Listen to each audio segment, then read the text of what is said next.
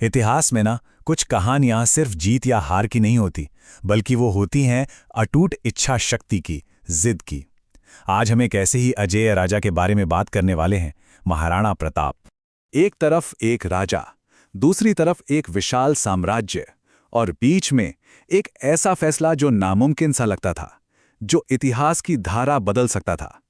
तो ये कहानी है उस शासक की जिसने एक महाशक्ति के सामने झुकने से साफ साफ इनकार कर दिया।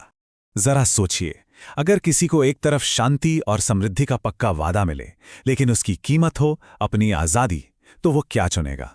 यही वो सवाल है जो महाराणा प्रताप की पूरी कहानी के दिल में है कि जब बड़े बड़े साम्राज्य बन रहे हों, तो कोई शासक गारंटी वाली शांति को छोड़कर पक्की मुसीबत का रास्ता क्यों चुनेगा? तो इस सवाल का जवाब ढूंढने के लिए चलिए चलते हैं 16वीं सदी के भारत में। उस दौर में महाराणा प्रताप लगभग अकेले खड़े थे, एक ऐसे आखिरी राजपूत गढ़ के राजा जो किसी भी कीमत पर झुकने को तैयार नहीं था। देखिए, 1570 का दशक आते आते राजपूताना यानी राजपूत राजाओं की धरती के लगभग सभी बड़े बड़े राज्यों ने ताकतवर मुगल साम्राज्य से हाथ मिला लिया था, कोई संधि करके तो कोई रिश्तेदारी करके। लेकिन एक राज्य था जिसने साफ मना कर दिया, वो था मेवाड़। अब देखिए, हर कहानी में एक बहुत बड़ी ताकत होती है। इस कहानी में वो थे मुगल सम्राट अकबर, जिनका एक ही सपना था, पूरे हिंदुस्तान को एक झंडे के नीचे लाना। और इस सपने को पूरा करने के लिए उनके पास एक जबरदस्त शाही योजना थी। अकबर की सबसे बड़ी ताकत पता है क्या थी? उनकी तलवार नहीं, बल्कि उनका दिमाग। वो अपने दुश्मनों को जंग में हराते नहीं थे, बल्कि उन्हें अपना दोस्त बना लेते थे। रणनीतिक संधियों और कूटनीति के जरिए वो एक एक करके अपने विरोधियों को अपने ही साम्राज्य का हिस्सा बना रहे थे। ये एक ऐसी चाल थी जिसका तोड़ किसी के पास नहीं था, सिवाय एक। ये कोई बराबरी की लड़ाई तो खैर होने ही नहीं वाली थी। जरा इस टेबल पर नजर डालिए, साफ पता चलता है एक तरफ था अकबर का विशाल साम्राज्य, जिसके पास दौलत और सैनिकों की कोई कमी नहीं थी, और लगभग पूरा राजपूताना उसके साथ था। और दूसरी तरफ अकेला खड़ा मेवाड़, जिसका खजाना लगभग खाली हो चुका था और सेना भी बहुत छोटी थी। ये तो ऐसी जंग थी जो शुरू होने से पहले ही हारी हुई लग रही थी। और प्रताप के लिए यह ताज वाकई फूलों का नहीं बल्कि कांटों का था। उन्हें विरासत में सिर्फ एक राज्य नहीं बल्कि जबरदस्त चुनौतियां मिली थीं।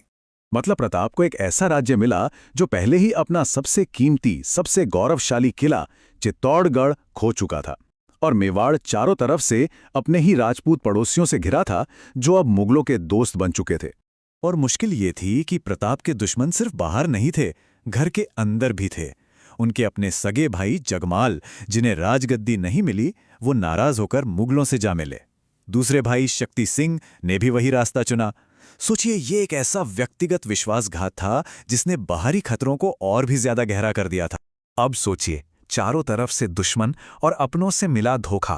कोई भी शासक होता तो शायद हार मान लेता, पर प्रताप की इच्छा शक्ति वो अटूट थी, और उन्होंने लड़ाई की शुरुआत तलवार से नहीं बल्कि कूटनीति के मैदान में करने का फैसला किया। अकबर भी चतुर थे। उन्होंने सीधे सेना नहीं भेजी, पहले अपने दूत भेजे, और ये एक तरह का माइंड गेम था। पहले एक, फिर दूसरा, फिर तीसरा और फिर चौथा दूत। जैसा कि यहां दिख रहा है, हर अगला दूत पिछले वाले से ज्यादा बड़ा और प्रभावशाली था, ताकि प्रताप पर दबाव बढ़ता जाए। और हर दूत का पैगाम, मतलब ऑफर, एक ही था, शांति से हमारी बात मान लो और मेवाड़ हमेशा खुशहाल रहेगा।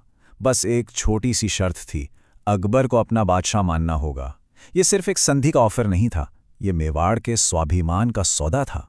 और फिर वो मौका आया जहां सारी बातचीत, सारी डिप्लोमेसी खत्म हो गई। ये तब हुआ जब प्रताप ने आमेर के मान सिंह के साथ बैठकर भोजन करने से इनकार कर दिया। इस अपमान से तिलमिलाए मान सिंह ने जाते जाते कहा, आपके इस पेट दर्द का इलाज अब मैं दिल्ली से लेकर आऊंगा। और बस इसी एक धमकी ने इस राजनीतिक टकराव को एक व्यक्तिगत जंग बना दी।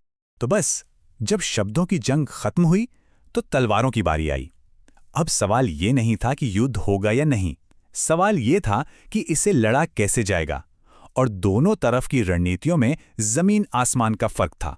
मुगलों का प्लान तो एकदम सीधा था, मेवाड़ की छोटी सी सेना को खुले मैदान में खींच कर लाओ, जहां उनकी विशाल सेना, तोपे और हाथी आसानी से उन्हें कुचल सके।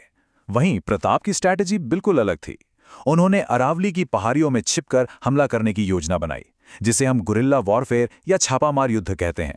उन्होंने स्थानीय भील आदिवासियों का साथ लिया और मैदानी इलाकों की फसलें खुद ही जला दी ताकि मुगल सेना को खाने पीने का सामान ही ना मिल सके। लेकिन इतने बड़े संघर्ष के लिए अपनी सेना और लोगों को तैयार कैसे करते? इसके लिए प्रताप ने एक बहुत कठोर प्रतिज्ञा ली। उन्होंने कसम खाई कि जब तक मेवाड़ का सम्मान वापस नहीं मिल जाता, वो सोने चांदी के बर्तनों में नहीं बल्कि पत्तों पर खाना खाएंगे और शाही बिस्तर पर नहीं, जमीन पर सोएंगे। इस त्याग ने उनके सैनिकों में वफादारी का एक नया जोश भर दिया। ये सब त्याग, ये सारा संघर्ष आखिर किस लिए था? क्या ये सिर्फ जमीन के एक टुकड़े के लिए था? नहीं, प्रताप के लिए स्वतंत्रता की कीमत इससे कहीं कहीं ज्यादा थी। तो जब बातचीत के सारे दरवाजे बंद हो गए, तो उसने भारत के इतिहास के सबसे प्रसिद्ध संघर्षों में से एक हल्दी घाटी के युद्ध की नींव रखी। एक ऐसी जंग जिसे आज भी याद किया जाता है। असल में प्रताप की ये लड़ाई सिर्फ एक युद्ध जीतने के लिए थी ही नहीं, ये तो एक विचार को बचाने की लड़ाई थी कि आज़ादी और स्वाभिमान ऐसी चीजें हैं जिनके लिए कोई भी कीमत चुकाई जा सकती है। तो आखिर में ये सवाल तो बनता है, क्या सिद्धांतों पर अड़े रहकर बनाई गई एक विरासत समझौते से बनाए गए एक विशाल साम्राज्य से ज्यादा कीमती है? इस पर सोचिएगा जरूर।